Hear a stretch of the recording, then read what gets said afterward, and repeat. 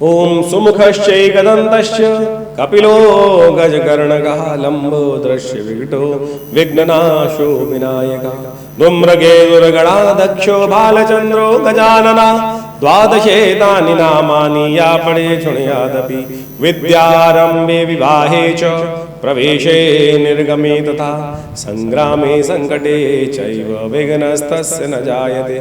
नमस्कार, मैं हूं आचार्य विक्रमादित्य और आज का विषय हमारा है आचार्य वाणी के अंतर्गत ये हमारा चैनल जो है इसके अंदर की मीन राशि वालों के लिए बृहस्पति का ये परिवर्तन का प्रभाव जो हुआ है वो कैसा रहेगा। बृहस्पति का परिवर्तन हमेशा आपकी राशि के अनुसार से बहुत महत्वपूर्ण है। देखिए, क्योंकि बृहस्पति आपकी राशि के स्वामी है और बृहस्पति ज्ञान के देवता है और ज्ञान के जो देवता हैं वही जीवन में कल्याण का मार्ग सबसे इम्पोर्टेंट करते हैं, प्रशस्त करते हैं। और वो इन दिनों परिवर्तन की तरफ गए, बहुत महत्वपूर्ण परिवर्तन की तरफ गए। 12 वर्ष बाद परिवर्तन का अद्भुत योग आपकी राशि के अनुसार से पराक्रम का, धर्म की तरफ से भाग्य को जगाने के लिए बना, लेकिन परिवर्तन करते ही अभी अस्त होने का योग जो बन गया है वो विशेष तौर पर 8 मई में सुबह 5:10 से लेकर 2 जून 6:10 तक ये बृहस्पति 25 दिन के लिए अस्त होने का योग बना रहे हैं। और बड़ा विचित्र स्थिति है कि बृहस्पति अकेले अस्त नहीं हो रहे हैं, शुक्र भी इन दिनों अस्त चल रहे हैं। बृहस्पति ज्ञान के देवता हैं, देवताओं के गुरु माने जाते हैं, देव गुरु के पद पर आसीन है, देवताओं को भी ज्ञान देने का प्रयास करते हैं, सात्विक ज्ञान के प्रतीक माने जाते हैं। और वो अस्त हो जाए तो क्या होता है कि ज्ञान का देवता अस्त हो गया, यानी विचार करने की शक्ति। जब विचार करने की शक्ति अस्त हो जाती है तो फ्रस्ट्रेशन उदय हो जाती है। और ऐसे में शुक्र भी अस्त हो गए हैं और शुक्र का अस्त होना भी विशेष तौर पर बड़ा विशेष प्रभाव बनता है। एक देवगुरु, एक दैत्य गुरु, दोनों के दोनों सूर्य के प्रभाव में आ गए हैं। और आपकी राशि के अनुसार से समझे दिए तो त्रिग्रहों का योग बन रहा है, त्रिग्रही योग बन रहा है। सूर्य जो परिवर्तन का योग बनाएंगे मई के मध्यकाल में, उसके बाद शुक्र का परिवर्तन का योग बनेगा 19 तारीख को। और ऐसे में ये परिवर्तन का योग बनते हुए विशेष तौर पर आपके लिए बड़ा विशेष महत्वपूर्ण अजीब योग बनेगा। तो ये सब ग्रह अस्त, शुक्र भी अस्त, ज्ञान के देवता दोनों अस्त है कि तीनों ग्रहों की प्रवृत्ति अलग, एक दैत्य गुरु, एक देव गुरु, एक सूर्य राजा, इन सब एक ही ग्रहों, त्रिग्रहों की युति होकर ये संसार के लिए विप्लवकारी है।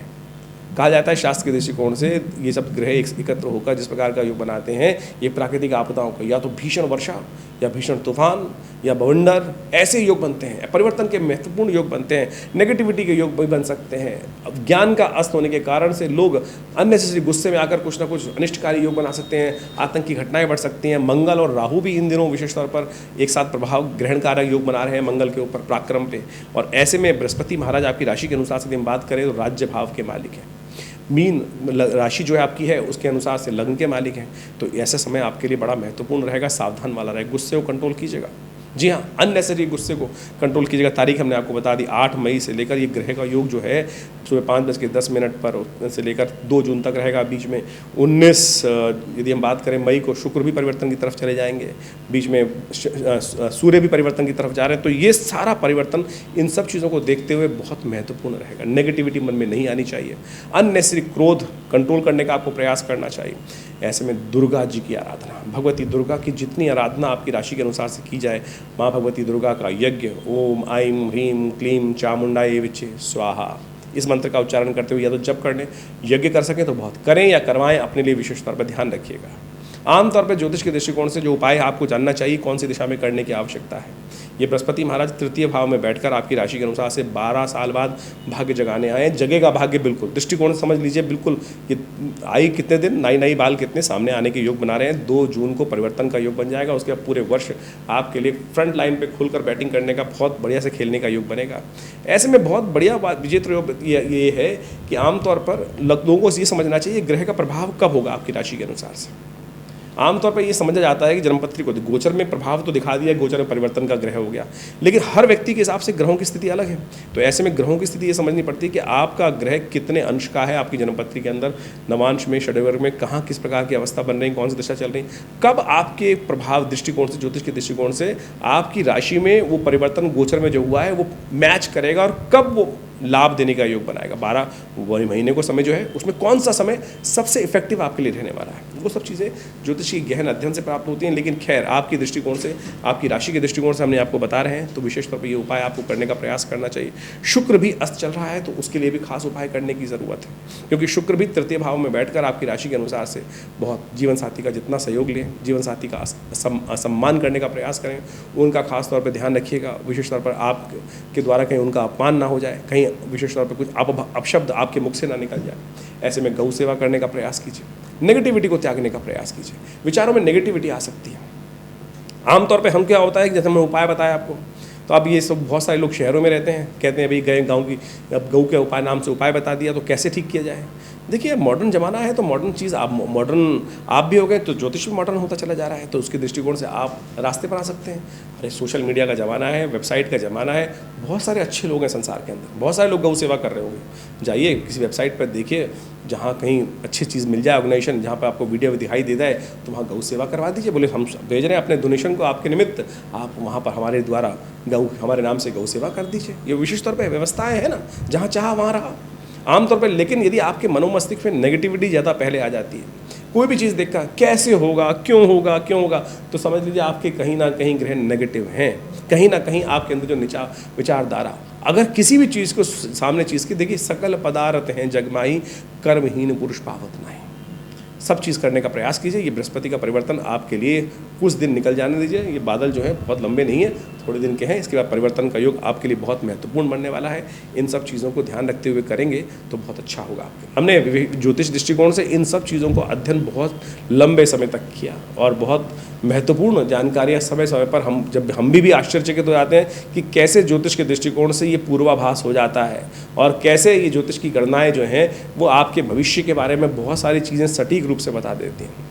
एक व्यक्ति, मुझे याद है, मैं बहुत छोटा था, पिताजी के साथ ज्योतिष का अध्ययन करने का अवसर मिलता था। हमारे पास एक बहुत मूर्धन्य देश के व्यक्ति, बड़े व्यक्ति, जो किसी बहुत बड़े उपराष्ट्रपति के भारत के उपराष्ट्रपति के पीए थे, वो जन्मपत्री दिखाने आए पिताजी के पास और बड़े परेशान थे उन दिनों बड़े परेशान थे। जन्मपत्री जब दिखाई उन्होंने तो कहा, जब जन्मपत्री देखी तो उन्होंने सीधा प्रश्न किया कि मेरी उम्र कितनी है आचार्य जी, ये बताएं।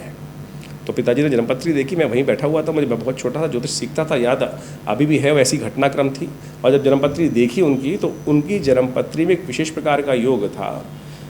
उन्होंने कहा कि मुझे ज्योतिषी ने बताया है कि मेरी मृत्यु इस दिन होती दिखाई दे रही है, मैं बड़ा परेशान हूँ, क्या जीवन का अंतिम समय आ गया है। पिताजी ने भी जन्मपत्री देखी और जन्मपत्री मुझे भी समझाया उस विषय को। तो जब हमने जन्मपत्री देखी तो उसके अंदर एक ग्रह जिसके कारण से वो मृत्यु का योग बन रहा था, वो विशेष तौर पे अवस्था, किस अवस्था में था वो हमने देखा नहीं। जैसे अभी हम बृहस्पति के बारे में बता रहे हैं कि उदित अवस्था में है, अस्त अवस्था में है, और या विशेष तौर पर सुप्तादि अवस्था में, जागृत अवस्था में, वृद्धादि अवस्था में। तो वो जो ग्रह था विशेष तौर पर उनका स्वप्न अवस्था में था। वो स्वप्नादि अवस्थाएं हमारे यहाँ विशेष तौर पर बताई गई है, जागृत, स्वप्न, प्रगाढ़ इत्यादि, हर ग्रह की ऐसी अवस्था भी होती है। तो जब हमने जन्मपत्री देखी तो उस समय में यही निष्कर्ष निकाला कि महाराज जिसने जन्मपत्री देखी है बहुत बढ़िया तरह से देखी है और उसने मृत्यु का जो प्रेडिक्शन किया है बिल्कुल सही है। लेकिन हम ज्योतिष के दृष्टिकोण से उन उपराष्ट्रपति के साहब जो पीए साहब थे, उनको यह बताया कि चिंता मत करो, तुम्हारी मृत्यु होगी भी और तुम जिंदा भी रहोगे। वो बोला नहीं, साफ साफ बताए क्या मतलब हुआ इसका। उनको बताया गया कि भाई आपका जो ग्रह है विशेष तौर पर जो दिखा रहा है, मृत्यु योग बना रहा है, वो स्वप्नादि अवस्था के अंदर है, तो मृत्यु का कारक जो बनेगा वो स्वप्न में मृत्यु होने के योग बनेंगे। लेकिन जब स्वप्न से बाहर आएंगे तो जागृत अवस्था में रहेंगे आप। तो सोचें, उस व्यक्ति का वो समय निकला और जो इतना मेंटल टॉर्चर में था कि ज्योतिष के दृष्टिकोण से जो उपाय था, ज्योतिष इतनी सूक्ष्म है, आपके मनोमस्तिष्क में विचार में कोई स्वप्न भी आ रहा है तो आप समझ लीजिए वो ज्योतिष की ग्रह गणना के अनुसार से प्रेडिक्शन किया जा सकता है। जी हाँ, तो यदि वो हमारे अध्ययन में आ जाती हैं, अब इतनी ज़्यादा जो अवस्था ज्योतिष इतना गूढ़ विज्ञान है कि उसकी हज़ारों लाखों विज्ञान की पुस्तकें हैं। कहाँ कब कौन सी पुस्तक, कौन से योग कहाँ विचारों मस्तिष्क में आ गए हैं और उनको सबको देखकर अध्ययन कर कब ज्योतिषी के मनोमस्तिष्क में वो भाव आ जाता है और किस प्रकार से वो गणनाओं के माध्यम से वो भविष्य की दृष्टा को देखते हुए, भविष्य के योगों को देखते हुए आपके जीवन में भविष्यवाणी करने के योग बनाते हैं और उसको बहुत गहन चिंतन करके। तो ये घटना हमने आपको बताई और वो व्यक्ति जीवित रहा और उसके बाद पिताजी का शिष्य रहा बहुत वर्षों तक। हमें याद है कि वो जीवन आश्रम पे आते रहे। और देखिए, ये ज्योतिष जो है विडंबनाओं का नहीं, परेशानी में डालने का नहीं, परेशानी से निदान करने का, परेशानी से निकालने का योग है। तो हम हर सकल पदार्थ हैं जगमाही, कर्महीन पुरुष पावत नहीं। यदि आपके जीवन में कुछ अशुभ का योग है भी, यदि आपके जीवन में कुंडलियों में कोई अशुभ योग है भी, तो उनको ठीक करने का रास्ता हम अपना सकते हैं। देखिए, अब इसको सिद्धांतिक तौर पे ये समझना पड़ेगा कि हमारे जीवन में कोई घटनाक्रम का कुछ योग बने हैं तो किस कारण से बने, कर्म के अनुसार से बने। कोई दुष्कर्म करेंगे तो दुष्योग बन जाएगा, अशुभ योग बन जाएगा, शुभ कर्म करेंगे तो शुभ योग बनेंगे। तो इसी प्रकार से जो अशुभ योग बने हैं वो शुभ कर्म करने से ठीक हो जाते हैं। आपके हाथ में कोई रेखा है, मैं अपना स्वयं एग्जाम्पल देता हूँ कि मेरे हेडलाइन में जब मैं छोटा था तो उसके अंदर एक द्वीप चिन्ह था। अब जब पिताजी ने जब ज्योतिष सिखा रहे थे तो कहा कि द्वीप चिन्ह यदि किसी भी लाइन में आ जाए तो अच्छा नहीं होता। अब हमने कहा भाई कैसे ठीक करें इसको, अब ये तो है। तो पिताजी ने कहा नित्यपति ध्यान किया करो, नित्यपति ध्यान किया करो। हमारे पिता आचार्य श्री केशव देव जी महाराज ने ये बताया कि वहाँ पे नित्यपति ध्यान करो, ये लाइन हट जाएगी, ये लाइन हट जाएगी, विचार नित्यपति। और आप सत्य माने वो लाइन, वो द्वीप चिन्ह, आइलैंड का चिन्ह जो हेडलाइन के अंदर था वो हट गया, गायब हो गया, कोई सर्जरी कराने की ज़रूरत नहीं पड़ी। तो ज्योतिष एक प्रत्यक्ष चीज़ है, प्रत्यक्ष विज्ञान है और वैज्ञानिक दृष्टिकोण से इन सब सिद्धांतों को समझा जा सकता है। हमने दिल्ली में विवेकानंद योगाश्रम में इन सब कार्यों को सुंदर तरीके से करके देखा है और समय समय पर हम विभिन्न उत्सवों के माध्यम से हम उन सब कार्यों को करते भी हैं जो हमारे ज्योतिष विज्ञान के दृष्टिकोण से, पंचांग के दृष्टिकोण से हमको समझना पड़ेगा। ज्योतिष एक आध्यात्मिक विषय है और आध्यात्मिक ऋषि मुनियों ने जब इसका सृजन किया तो उसका निदान, कारण जानना और कारण किस प्रकार से, और उस समस्याओं का जो कारण जानने के बाद समस्या आई तो उसका निदान किस प्रकार से होगा, उसके समस्त रास्ते हमारे जन्मपत्री जो ज्योतिष विज्ञान के अंतर्गत बताए गए हैं। एक गणित विज्ञान है और एक निराकरण विज्ञान है जिसके अंदर निदान के समस्त उपाय बताए गए हैं। मंत्र विज्ञान, दान विज्ञान, मंत्र विज्ञान के अनुसार से पुराण इत्यादि में जितने दान की पद्धति बताई गई है, जितने मंत्र जप की पद्धति बताई गई, यज्ञ इत्यादि की पद्धति बताई गई है, वो सारे के सारे निदान की पद्धति के रूप में बनाए गए हैं।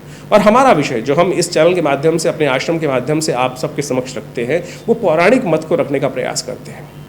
आज की तारीख में ज्योतिष विज्ञान के अंतर्गत यदि हम समझें, बहुत सारे टोटकों पर बहुत ज़्यादा ध्यान दिया जा रहा है कि कुछ भी ऐसे ऐसे टोटके बताने का प्रयास करते हैं। लोग ज्योतिष के संबंध में विडंबना उत्पन्न करने का प्रयास करते हैं, ये कर दो, ऐसा कर दो, वैसा कर दो। ऐसा नहीं, ज्योतिष विज्ञान के अनुसार से प्रत्यक्ष कैसे कैसे ठीक रूप से, यदि आप यजुर्वेद संहिता को उठा के देखें, यजुर्वेद को भी उठा के देख लीजिए, तो उसमें उसके अंदर सहस्त्रों उपाय यज्ञ के द्वारा चीज़ों को ठीक करने की, मनोकामनाओं को पूर्ति करने के लिए सहस्त्रों लाखों मंत्र बताए गए हैं, लाखों पद्धतियां बताई गई हैं उन सब को।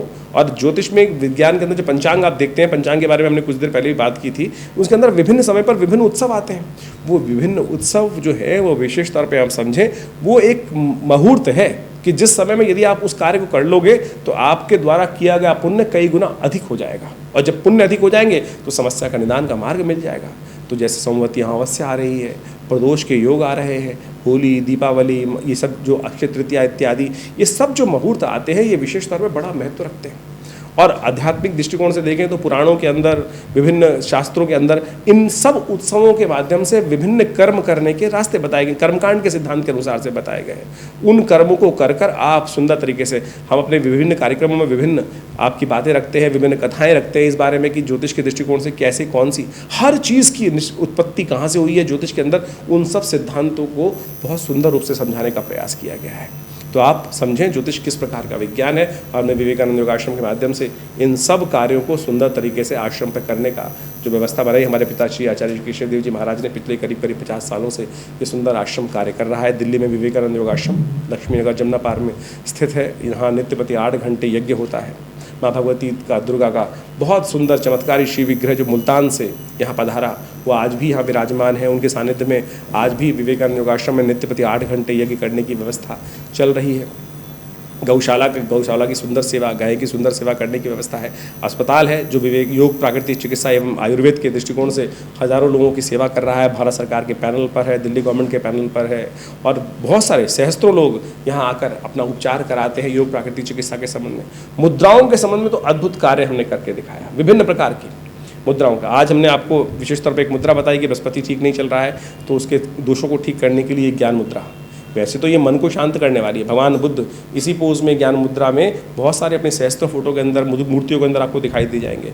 भगवान कृष्ण ने भी गीता का उपदेश इसी मुद्रा में दिया। कहा जाता है प्रपन्न पारि जाता है तो उत्तर वेत्रे पाणय ज्ञान मुद्राए कृष्णाय गीतामृत नमः। तो ये ज्ञान मुद्रा अद्भुत है। तो आपका जो बृहस्पति अशुभ फल दे रहा है इन दिनों, आप उसके लिए ये ज्ञान मुद्रा करें, बृहस्पति के मंत्र का जप करें, ओम ग्रांग ग्रीं ग्रौंग से गुरुवे नमः, देखिएगा लाभ प्राप्त होगा। और साथ साथ इन ग्रहों का प्रभाव आपकी राशि के अनुसार से जो हो रहा है वो तो हमने आपको बताया ही। इसके बाद भी आपको बहुत गहन चिंतन करने की ज़रूरत है। आपकी मूल सबके लिए खराब नहीं है। अब जिस एक राशि के बारे में बताया कि खराब है अच्छा है, तो हो सकता है उस आपकी दशा अंतर्दशाएं बहुत सुंदर चल रही हों, या हो सकता है ग्रह शुभ प्रभाव कर रहा है तो ग्रह अंतर्दशाएं जो है अशुभ चल रही हो तो वो प्रभाव निष्क्रिय हो जाएगा, उल्टा हो जाएगा। तो उस सब संबंध में आपको अच्छा ये है कि अपनी जन्मपत्री को पूरी तरह से विचार विमर्श समय समय पर कराते रहें। उन सब समय का आपको आभास होता रहेगा। लेकिन बहुत सारे लोग ज्योतिष विज्ञान के माध्यम से इस बात से डर जाते हैं कि तो मेरे अब बहुत सारे देखे हैं कि ऐसे लोग आज ज्योतिष के दृष्टिकोण से 4-4 दिन पढ़कर ज्योतिष विज्ञान के आचार्य बन जाते हैं और विशेष तौर पर ऐसे ऐसे उपाय, ऐसे ऐसे लोगों को लूटने का तरीका बनाते हैं। ज्योतिष पैसे कमाने का तरीका नहीं है। हमारा ये उद्देश्य ज्योतिष की वास्तविक स्वरूपों को आपके समक्ष रखने का है। और बहुत सारे लोग इन भ्रांतियों में फंस जाते हैं कि ज्योतिष के दृष्टिकोण से अनेक उपाय बता दिए जाएंगे। हमने इस कार्यक्रम के माध्यम से आपके समक्ष बहुत सरलता से, बहुत सीधी तरीके से, बिना किसी लाग लपेट के, बिना किसी को पैसे खर्च किए हुए, कोई नग ना बताकर, कोई बहुत बड़ा उल्टा सीधा प्रयोग ना बताकर, बहुत सारी किसी विडंबना से, सब समस्त विडंबनाओं से हट के सीधे साधे तरीके से ज्योतिष के विज्ञान को आपके समक्ष रखने का प्रयास किया है। आशा करते हैं आप समझेंगे और लाभ लेंगे।